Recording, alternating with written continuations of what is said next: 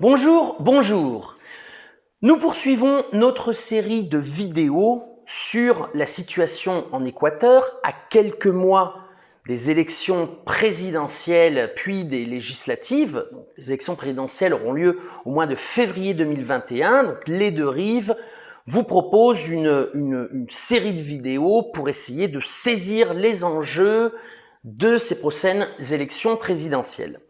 Dans la précédente vidéo, nous avions vu l'acharnement du régime de Lénine Moreno pour empêcher les partisans de l'ancien président Rafael Correa d'obtenir un instrument politique pour pouvoir permettre aux Équatoriens de s'exprimer et d'avoir une option électorale pour essayer de tourner la page de ce gouvernement néolibéral. Alors nous allons aborder maintenant le thème des persécutions politiques, alors qui vient dans la droite ligne de ce que nous avions vu lors de la précédente vidéo. Nous allons aborder le thème des persécutions politiques contre les dirigeants de la révolution citoyenne. Je rappelle, avant d'aller plus loin, que cet exercice des deux rives ne reçoit le soutien d'aucun milliardaire ni d'aucun État, donc nous vous appelons à nous soutenir. Notre seul moyen de financement, c'est vous.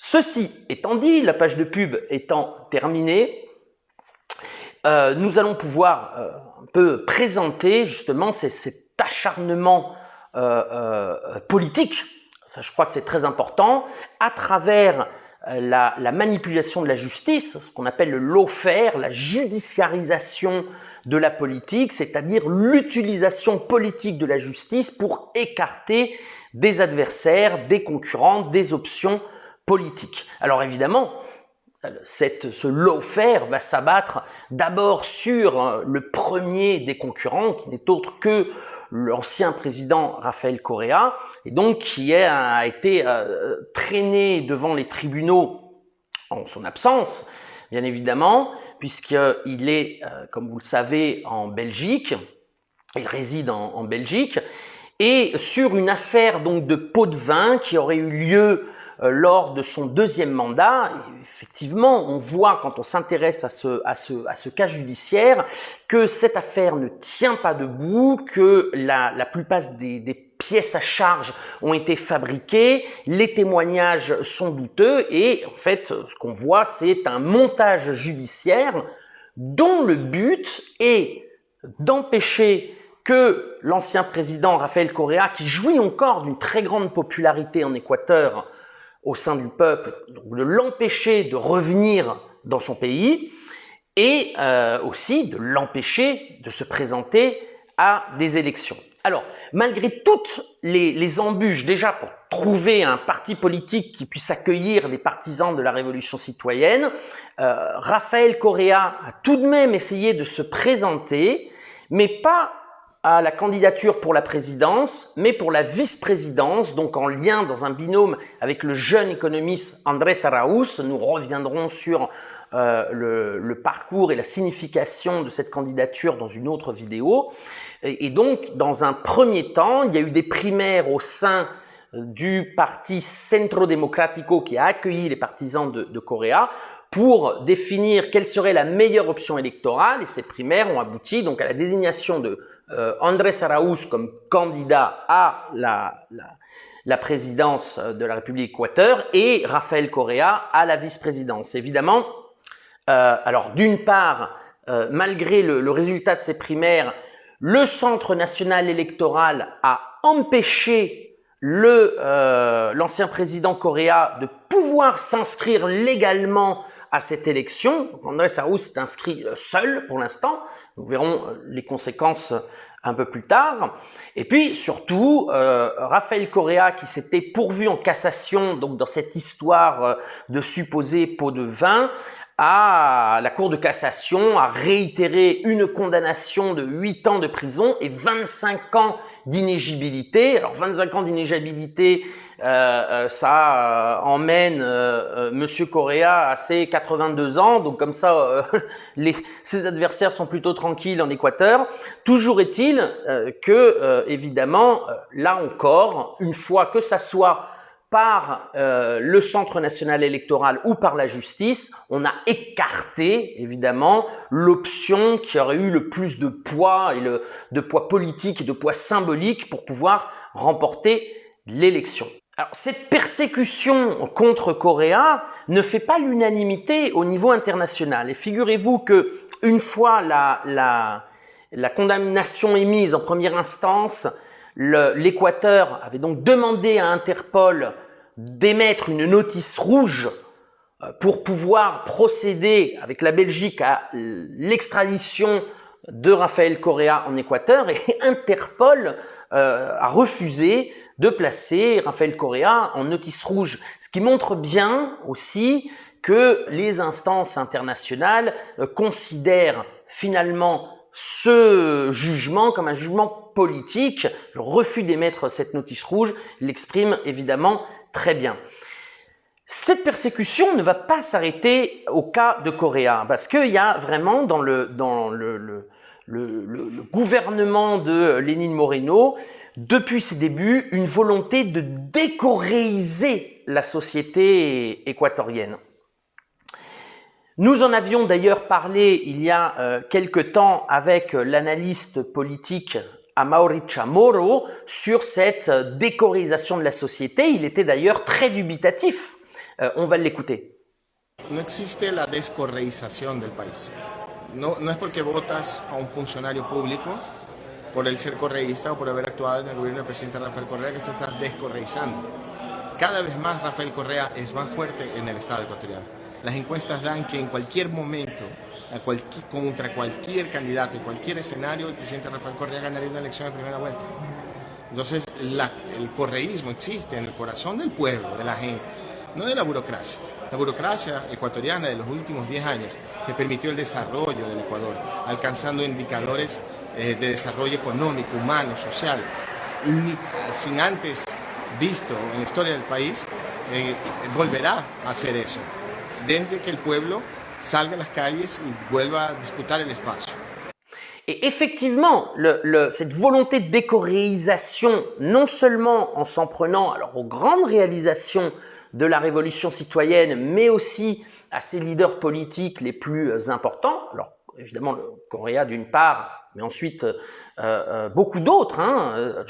Je pense notamment à l'ancien président Jorge Glass qui, sous des prétextes judiciaires fallacieux, est en prison depuis maintenant plusieurs années. On pense aussi à l'ancien ministre des Affaires étrangères Ricardo Patiño qui vit en asile politique au Mexique, à l'ancienne présidente de l'Assemblée nationale Gabriela Rivadeneira, et à de multiples leaders politiques qui auraient pu, dans une certaine mesure, assurer une continuité de la révolution citoyenne et qui ont été persécutés dans cette visée de décoréisation. Visée qui évidemment ne peut pas s'opérer aussi simplement, parce qu'il faudrait dans ce cas-là s'en prendre au peuple directement, puisque l'option coréiste reste parmi les plus populaires dans le pays. Et donc nous allons voir maintenant on va dire la troisième vague de persécution politique, de persécution des cadres de la révolution citoyenne qui a eu lieu après les événements, la révolte contre le néolibéralisme, contre les politiques néolibérales qu'a connu l'Équateur en octobre 2019, sur l'impulsion des conseils du Fonds monétaire international. Le président Lénine Moreno décidait d'émettre le décret 883 qui, entre autres choses, augmentait le prix de l'essence à la pompe. Alors, en France, on est bien placé pour savoir que ce type de mesure a pour conséquence généralement de mettre les gens dans la rue. Je dis ça évidemment en référence aux Gilets jaunes. Mais toujours est-il que, un peu de la même façon que les Gilets jaunes, le peuple équatorien a manifesté son mécontentement, mais très rapidement, les slogans et les thèmes ont été au-delà de l'augmentation du prix de l'essence. et ont été une critique ouverte aux mesures libérales dans lesquelles le président Lénine Moreno avait replongé l'Équateur. Et il y a eu évidemment de très grosses manifestations. Alors, impulsées, il est vrai, par le mouvement indigène d'Équateur, et rejoint évidemment par toute une série d'acteurs, étudiants, travailleurs, etc., précisément pour, au sein d'un consensus de revendications qui était contre le modèle implanté par Lénine Moreno. Il y a eu une terrible répression, et le mouvement finalement s'est arrêté par toute une série de négociations et la suspension temporaire de l'augmentation du prix de l'essence. Il n'empêche que le pouvoir a eu très peur. Je rappelle que Lénine Moreno et son gouvernement ont fui Quito, la capitale, pour aller se réfugier dans la très droitière Guayaquil, qui est le poumon économique du pays. Et là, ça montre bien que le pouvoir a finalement eu très peur et de ce mécontentement. Et donc, évidemment, il ne fallait absolument pas que ce mécontentement trouve un débouché, en tout cas dans les urnes, et le régime moréniste a décidé d'attaquer des leaders choréistes en justice pour terrorisme, sédition, et donc a traîné trois leaders choréistes, Cristian González, Virgilio Hernández et Paola Pabón, devant les tribunaux. Ils ont même fait de la prison au motif qu'ils auraient été les leaders d'un soulèvement insurrectionnel, d'une sédition. Évidemment, encore une fois, il s'agit d'un montage judiciaire, encore une fois pour essayer d'éliminer des cadres du mouvement de la révolution citoyenne. Alors, qui plus est, dans les trois que je viens de vous citer, Paola Pabón est la présidente de la région de Pichincha, c'est-à-dire la région où se trouve la capitale Quito. Elle a été élue, évidemment c'était un montage pour écarter aussi une possible concurrente électorale. Et donc, ce procès politique, qui d'ailleurs est le seul à propos de la révolte d'octobre 2019, c'est le seul. Nous avons pu interviewer alors deux des accusés. Nous allons commencer par Cristian González qui va nous aider à décortiquer un peu ce procès politique. La première question que je voudrais donc poser à Cristian González, c'est d'où vient cette persécution? La persecución política a la que es víctima el pueblo, sectores populares, dirigentes políticos y en el caso específico nosotros como una fuerza también política y una expresión organizativa, viene pues primero en el tiempo viene permaneciéndose, o sea, no solamente inicia en octubre. Nosotros hemos estado perseguidos por la Contraloría General del Estado, la Fiscalía, con seguimientos y escuchas ilegales, con, digamos, asfixiamiento laboral, sin permitirnos acceder al trabajo. Y octubre, además de que pasó todo en este marco de la violencia por el decreto 883, octubre también ratificó y consolidó la persecución y en específico a nuestro sector político. Cristian, pourrais-tu nous dire, parce que là on voit que finalement il y a aussi tout un acharnement judiciaire sans grande preuve. Donc dans cette technique du lawfare, les médias ont un rôle prépondérant. Quel a été le rôle des médias dans cette accusation? Nos han diabolizado, ¿sí? Nos han estigmatizado, nos han satanizado a través de los medios de comunicación, nos hacen reportajes especiales, los medios digitales afines y los medios corporativos afines al gobierno en reiteradas ocasiones direccionan mensajes malintencionados y mentirosos. D'accord. Et de quoi vous accuse-t-on maintenant? Lo que pasó en octubre es ratificar lo mismo. Y en octubre, ¿de qué nos acusan? De rebelión. Un delito que en el Código Orgánico Integral Penal está estipulado hasta por 10 años de cárcel. Nosotros fuimos acusados por el delito con la máxima pena, nos estaban acusando por rebelión armada, financiamiento de rebelión armada. Eso hizo que tengamos que estar nosotros presos, ¿sí? Y gracias al equipo técnico, a la solidaridad internacional, al despliegue de las fuerzas populares progresistas de algunos sectores, logramos obtener unas medidas cautelares en la Comisión Interamericana de Derechos Humanos que posibilitó que el 25 de diciembre podamos obtener nuestra libertad, o sea, salir de la cárcel, pero a cambio de eso tenemos un grillete, tenemos la imposibilidad de salir del país, tenemos congeladas las cuentas, tenemos que presentar periódicamente ante la autoridad, en este caso la Fiscalía. Este delito del que se nos acusa ahora fue reformulado. ¿Y por qué fue reformulado? Porque no encontraron las evidencias. Ellos decían financiamiento, no encontraron el financiamiento. Ellos decían a través de los medios de comunicación que la prefectura, en este caso, que está presidida por Paola Pavón, participó en la movilización a través de prestar sus transportes, prestar sus volquetas, su maquinaria pesada, que tampoco pudo ser comprobado. Eso significó que la Fiscalía reformule. Y ahora la reformulación está por el mismo delito, rebelión, pero por el primer inciso, que es haber promovido acciones violentas para desconocer el orden constitutivo.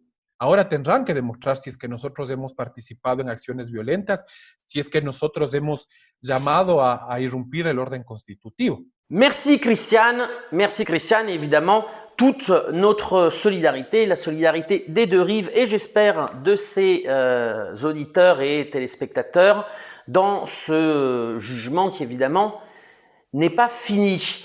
Alors, l'Équateur, comme on a pu le voir à travers de la figure de Rafael Correa d'abord, puis des grands cadres de la révolution citoyenne, et puis maintenant par ses militants, et y compris ses élus, est devenu finalement l'épicentre du lawfare, le laboratoire de la judiciarisation de la politique. Nous sommes allés demander à Paola Pavón, qui est donc la présidente de la région de Pichincha, région où se trouve la capitale Quito, donc qui est accusée avec Cristian González et donc Virgilio Hernández.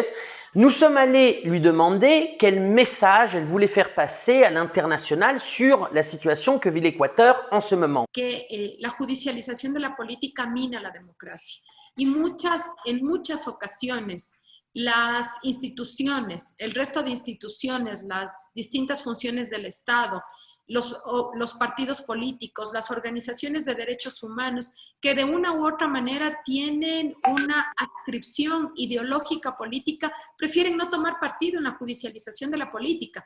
Parecería que este es un problema entre políticos. Y lo que se está realmente golpeando es la estructura de la democracia, porque lo que hoy me pasa a mí como Paola Pavón, prefecta de Pichincha, mañana le puede pasar a cualquier ciudadano. Hoy escuchaba en la mañana a un jurista que además decía, a mí no es de mi agrado la prefecta Pavón. Sin embargo, hay una afectación a sus derechos y si hoy pasa esto con ella, seguramente mañana puede pasar con cualquier ciudadano. Ese es el riesgo enorme de manipular la justicia.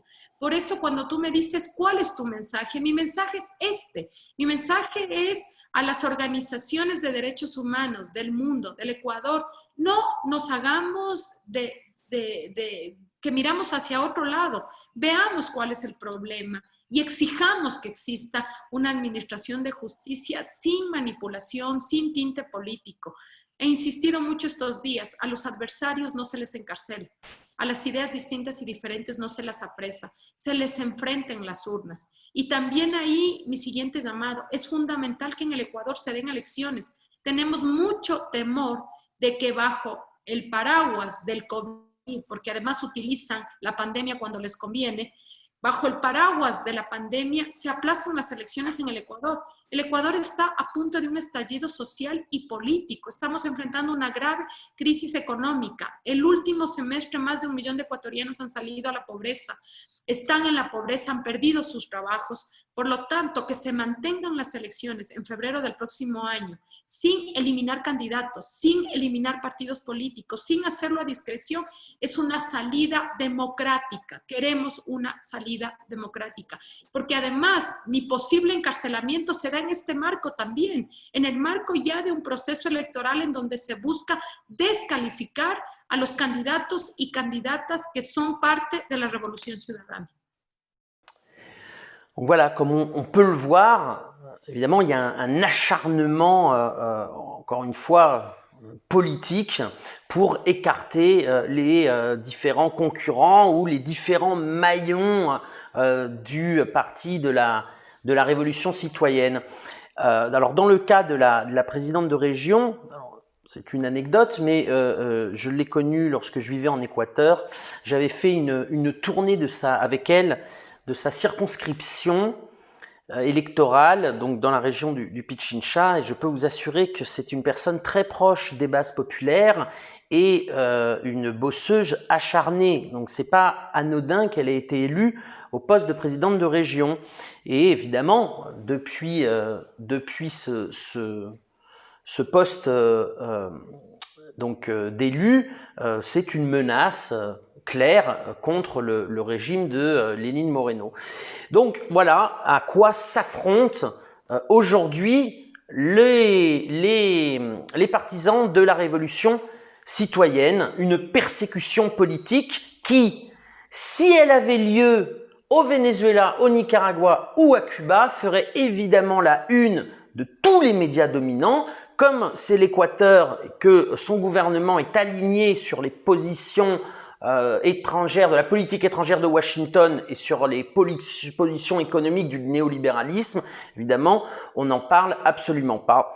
Sauf évidemment sur lesderives.info. C'est pour ça, évidemment, qu'il faut nous soutenir. Je le répète, si vous voulez avoir un autre point de vue, un autre son de cloche sur l'Amérique latine.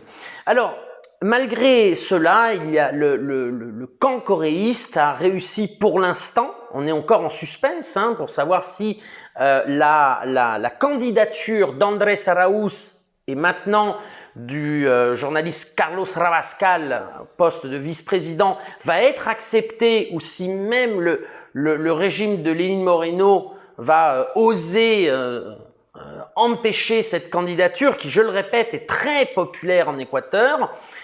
Nous allons, dans les prochaines vidéos, décortiquer quels sont les principaux candidats de cette élection présidentielle, notamment évidemment dans le camp anticoréiste, et puis connaître un petit peu mieux quel est ce jeune économiste qui a repris le flambeau électoral de la révolution citoyenne. À très bientôt.